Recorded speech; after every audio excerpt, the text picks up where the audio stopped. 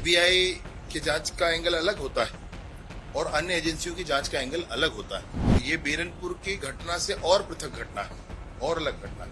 मैंने सदन में कहा कि ये हत्या हथियार से नहीं विचारों से की गई। विपक्ष ने काफी हंगामा किया सीबीआई जांच की मांग। यूएपीए उसमें से जो प्रमुख आरोपी हैं उन लोगों पर लगा है। अनलॉफुल एक्टिविटी प्रिवेंशन एक्ट ये पूरे छत्तीसगढ़ में पहला मामला है जहां लगा है।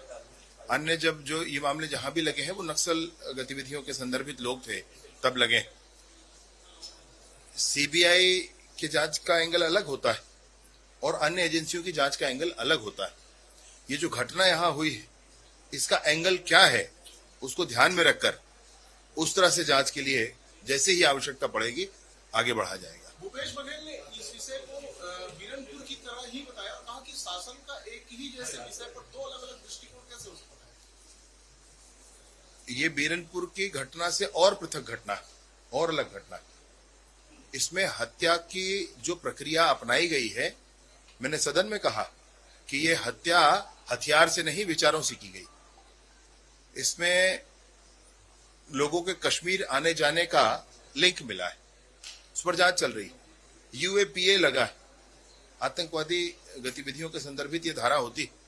उसके बाद भी जैसी ही आवश्यकता होगी तो जो भी एजेंसी इसके लिए एप्रोप्रिएट होगी इस गतिविधि के लिए, इस दिशा के लिए, उस एजेंसी को अपनाया जाएगा आवश्यकता पड़े। भारतीय जनता पार्टी यूं तो 24 घंटे 12 महीने सक्रिय रहने वाली पार्टी है।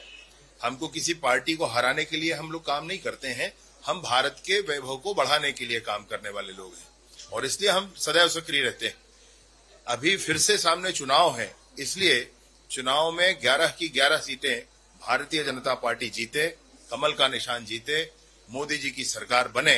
इसका आगाज, इसकी शुरुआत बस आज से छत्तीसगढ़ में हो गई। महंगाई के संदर्भ में मैं ये कहता हूं कि जो वर्ल्ड इकोनॉमी कह रही है, जो हमारा इकोनॉमिक ग्रोथ है, वो स्पष्ट प्रमाण है इन बातों का। इकोनॉमिक ग्रोथ बिना रोजगार के अवसर सृजन किए हुए नहीं हो सकता है।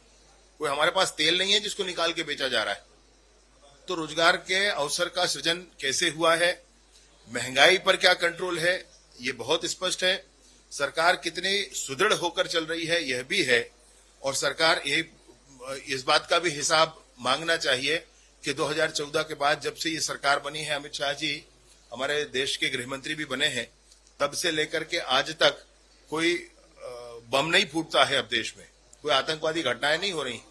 यह भी समझना होगा, इस बात का भी हिसाब देना होगा कि 370 की धारा 60 सालों तक लटका कर रखी गई, कश्मीर को भारत से अलग रखा गया है। अब कश्मीर पूर्णतः भारत में आया है 370 की धारा हटने के बाद।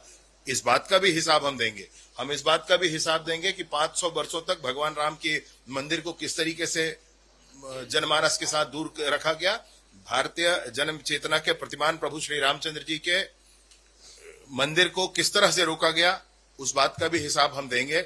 जब हम हिसाब देंगे तो इस बात का भी हिसाब देंगे कि कैसे 35 किलोमीटर से 45 kilometre national highway per day बन रहा है। हम इस बात का हिसाब देंगे कि कैसे अटल टनल बनकर खड़ा हो गया है, कैसे ऊंचाइयों पर टनल बने हैं कि एक क्षेत्र से दूसरा क्षेत्र अलग न रहे, कैसे ऊंचाइयों पर पुल बने हैं, उसका हिसाब भी देंगे। हम इस बात का भी हिसाब देंगे कि कैसे पहले तो बंदूक का छर्रा भी मंगाया जाता था विदेश से, अब आयुध के क्षेत्र में भारत आत्मनिर्भर होने की दिशा में है और साथ साथ एक्सपोर्ट कर रहे हैं। हम मिसाइल एक्सपोर्ट कर रहे हैं, भारत आज मिसाइल एक्सपोर्ट कर रहा है। इस बात का भी जवाब हम देंगे। भाई, जवाब देने के लिए तो बहुत कुछ है कांग्रेस को। ये एक विषय सदन में हो रहा है, हर्षिता बघेल ने कहा कि उनकी सुरक्षा में भी जो लगे जवान हैं उनके बंगले में, वो भी शराब पी कर आ रहे हैं, तो इस बात में सदन का ध्यान उन्होंने आकर्षित। साथ ही साथ उन्होंने ये भी कहा कि सरकार नशाखोरी को लेकर सीरियस नहीं है, उनका यह आरोप है।